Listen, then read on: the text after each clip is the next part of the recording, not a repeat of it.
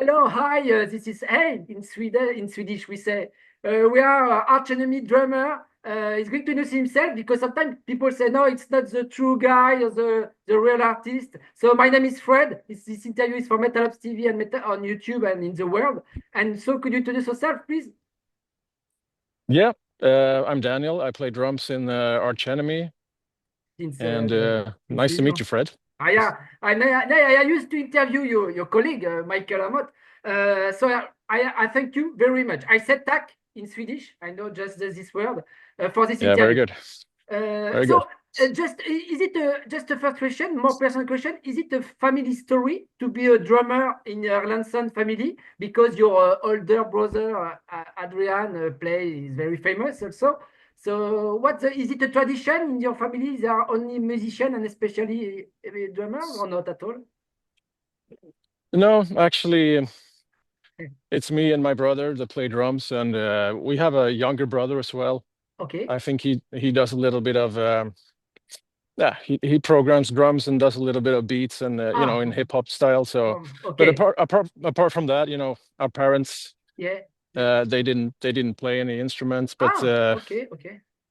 yeah, our father was like he was very keen on providing instruments for us when we were growing up. So Cool. thanks to him, we got a drum set. So Yeah. And that's where it started. you follow your brother if your Adrian is older. You follow your brother. Maybe you want to Yeah, copy a bit. It inspire you. yeah. I mean, he inspired me a lot when I started out. He's 6 years older than me, Yeah, so yeah, yeah. you know, I Is was there? just a little kid when he Yeah, started. yeah. At which how old how was you were you when you start? And did you start by yourself or with your brother? Or you take lessons of drums at school? No, I never took any lessons. Oh, okay, I started drumming when I was a teenager, maybe 13, okay. And and self-taught and self-taught.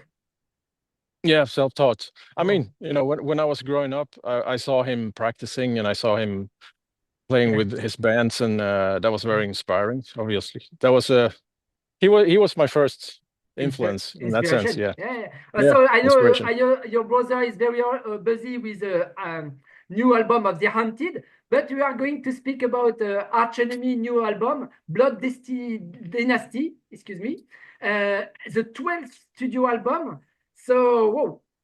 And maybe the more various album and you experiment something that maybe you never did, and especially a French song that it's a cover song, of course, from an 80s band. I remember Blaspheme in 1985. Yes, Vivre libre, if I'm right, the song. Correct. Yeah, yeah, yeah. Tell That me was more. Why this choice by Alissa? this song was actually it came about because Michael is a record collector and he had that Ah, record. And okay. also Sharlee knew know about this band, and I mean we were sitting on the tour bus one night and just like listening a lot Okay. to that album, and we that song caught our attention, and somebody said, let's try to make a cover because Yeah. Alissa can sing in French, and yeah, that's why we decided to do it. And but I didn't expect it to become that good that it did in the end. Yeah. And Yeah. it's really because of Alissa's vocals on that song. Just Yeah. She can do it it. just took it to the she can do it, and she took the All. song to the next level Yeah. completely. That's awesome. But for me, French and 80s band, Blaspheme, were a lot of bands of the 80s and hard rock, heavy metal like Sacrilege also. And it's an honor that you take this choice. And it's not a bonus track. It's in the album. It's a ninth track in the regular track listing. So I was a bit surprised, and but happy. So in French, it's an honor. And yeah, Alissa, Mhm. yes, she's Canadian and she's from Quebec with the agolist and she speaks French very well. Mm. Yeah. Uh, so maybe could we say this album Blood Dynasty, or excuse me, is it the risk? You take a risk maybe with this album, very diverse, more melodic, interlude, presage, with John Conception maybe on guitar. You take a risk like Megadeth took a risk with his album 30 years ago. No, I mean, like you said, it's our 12th album, and the band has almost been alive for 30 years now. Yeah. So I think we felt that, you know, we wanted to be a little bit adventurous when we write these songs, and we wanted to obviously we want to keep challenging ourselves a little bit as well. So I think we took, you know, some of the songs, they take a little bit of a unexpected turn sometimes, Yeah. Yeah. and yeah, I think, you know, I think we did a pretty good job in like challenging ourselves to come up with some new ideas. Mhm. Yeah, so yeah, pretty happy And with it. and influences in the 80s.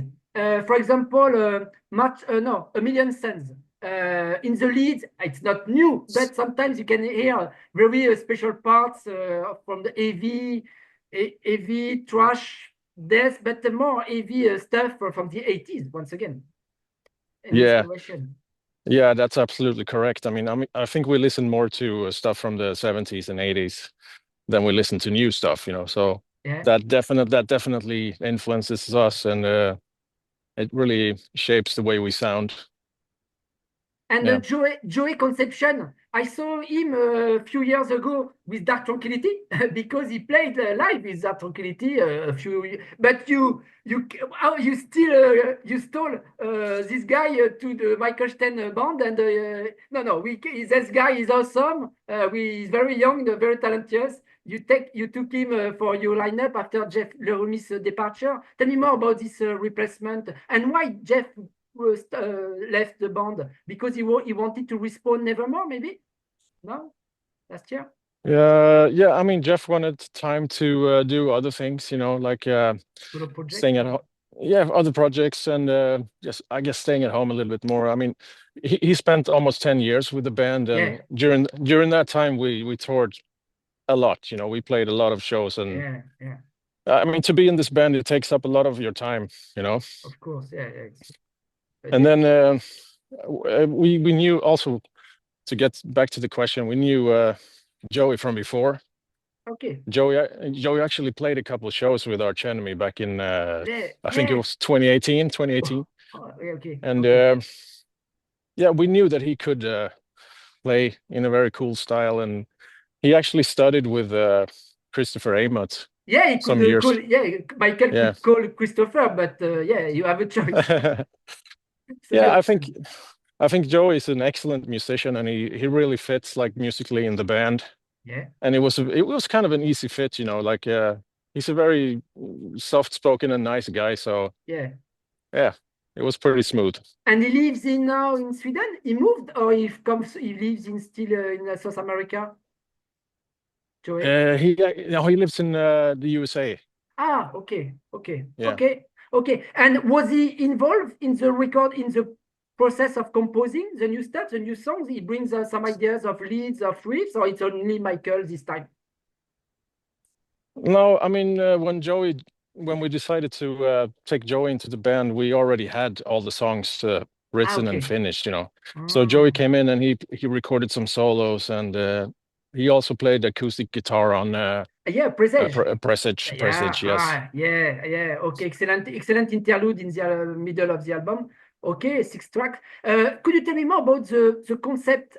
Is it a concept album? Maybe I don't know. It's a classical question, but Blood Dynasty.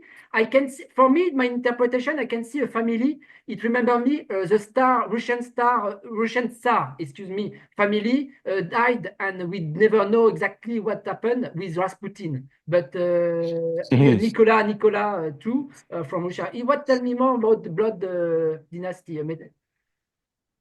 It's not a concept album in that Okay, sense, you know, okay, but once we had that the title Blood Dynasty, yeah. uh, it's a very strong title, and it's kind of, you get a lot of inspiration when you hear it, you know. It's kind of easy to build like a visual concept around that title.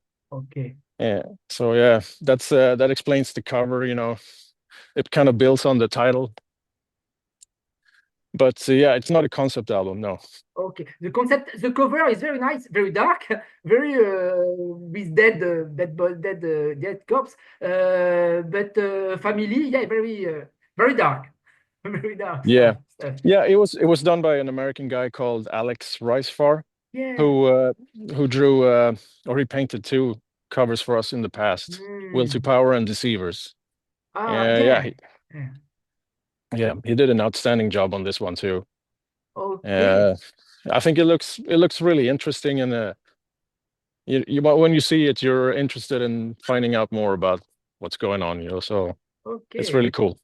Okay, it's Alissa who wrote all the lyrics except Vivre libre in French from Blaspheme. No, she wrote like roughly Okay. half of the songs, and Michael wrote the other half of the lyrics. So Okay. they kind of share it like they've done before. Okay, and your drum parts, how do you start? You start with Michael starts with the programming, and he gave you your parts, or you bring very first you bring your drum parts with acoustic drum parts. You improve how do you work in generally for your parts, your job? Over the last few years, like me and Michael, we write the songs together. Jamming together. No, I play guitar as well. So we sit down with two guitars, and then we put the songs together. Michael is the main songwriter, obviously. He writes most of the music, but I write some of the songs on this album as well. And during that process, we only use like a drum machine just to record our demos. And later on, I go to the studio and I start practicing to play the songs on drums for real. So that's a process as well. Okay, and you like programming. You like programming because it's of course better sounds nowadays with better sounds of drums, but different. You need that at first on demo for the pre-production. Yeah, I need it because it helps. It's a helpful tool, but I don't rely on it that much to create my drum parts. But it's very helpful when you're making demos and you're recording guitar riffs, and in that sense, it's very helpful, and it's quick as well. So the only danger is that maybe it's very easy to program parts that are impossible to play in reality. So that's a risk of that. And what do you think about the AI? A lot of AI arrived, and nowadays, for example, Celine Dion, Canadian singer, they are AI, excuse me, tracks, but she's not the author, the performer, and a lot of stuff arrived, and I'm afraid of that, and a lot of artists are afraid and worried about that, because now we can make a lot of songs without your agreement, and we can put it online, and arch enemy, we put the ingredients up, we have a song, and it's horrible for the future of artists, the human touch. What do you think, you as musician? Yeah, I think that luckily, I think we're all going to be dead when it's when AI finally takes over. No, but personally, I still feel like I still feel like AI is missing the personal touch, like the experiences and the influences that we have, the music we've heard during our life. I mean, it's very hard to replicate. But I'm sure that's going to come a day when it happens, when the machine will take the power on the man. Yeah. Unfortunately, yeah. Like on Terminator 2. Okay. Well, according to you, I know it's very hard because maybe it's very fresh, all that, but between Deceivers and Blood Dynasty, what were your goals to improve? And personally, you on drum part, did you did you set some challenges to overcome Deceivers album, which was a special album just after pandemic, and you toured a lot after that, so it brings a lot of energy and live experience again. But according to you, what are the main differences and improvements? That's a good question, because I think the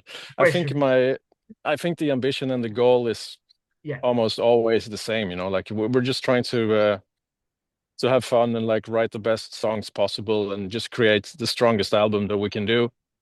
I mean, there are some differences, obviously, like some of the songs on the Blood Dynasty are a bit different, and the sound is a little bit different. But I mean, to me, it really sounds like Arch Enemy, even though even though we're trying some new things on the new album, it just sounds like us to me. Yeah, you make my transition. Yeah, Blood Dynasty, the title track of the album, is very dark and brutal and bloody, and the music video, and then the music video, if I'm right, we can see two towers like in the Lord of the Rings, like Mordor and Isengard.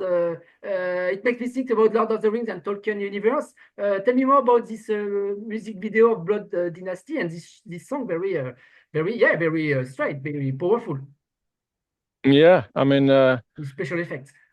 I think that those special effects are obviously they're directly inspired or influenced by the lyrics, and there's a doomsday clock mentioned in the lyrics, and you can also see it in the video.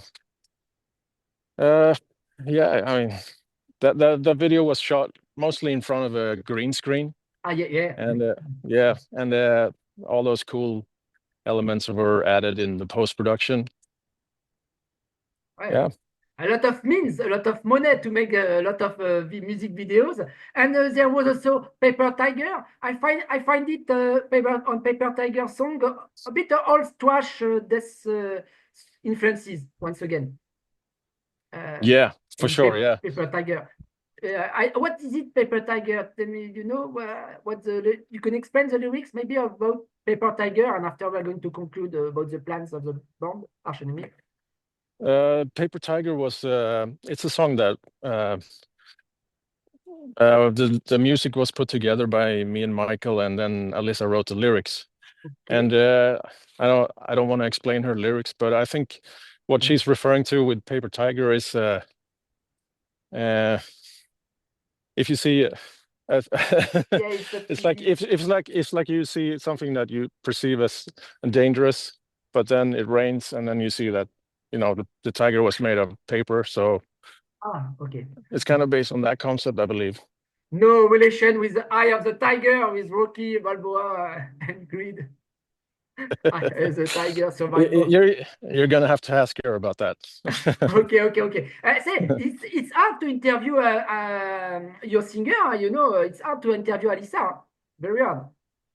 Maybe she makes the promotion more for America, continent at first. No, I don't think so. I mean, keep working on it, and maybe one day you get one interview. I used to interview Michael and Sharlee D'Angelo. It's been a long time I didn't interview you, Sharlee. You can say hello from France. So I'm going to let you. What are the plans for Arch Enemy 2025, 26? Can we hope to see you live in your festivals, in your regular tour in France? I mean, the plans for 25 is that we're going to America and Canada in next month actually, and then we're gonna tour in Europe in support of Blood Dynasty in the fall, together with Amorphis Elevati and Gate Creeper. Oh yeah, okay, good. So I think we're gonna play in France then. Okay. And then in 26 we're gonna celebrate our 30th anniversary. So we'll see what happens then. Yeah, exactly. Wow. Okay, we become old, everyone. Okay. Unfortunately, yes. And the band too. Okay, but it's thank you very much. Very good new stuff. It surprised me in the good sense, and especially this week to Vivre libre, and stay free. And thank you very much, Tak, once again for your time, Daniel. I appreciate very much, and I let you take care in Sweden. Thank you very much for the interview, and see you on tour, man. Yeah. I hope to so very soon. Bye-bye. I let you. Bye-bye. Thank you. Bye-bye.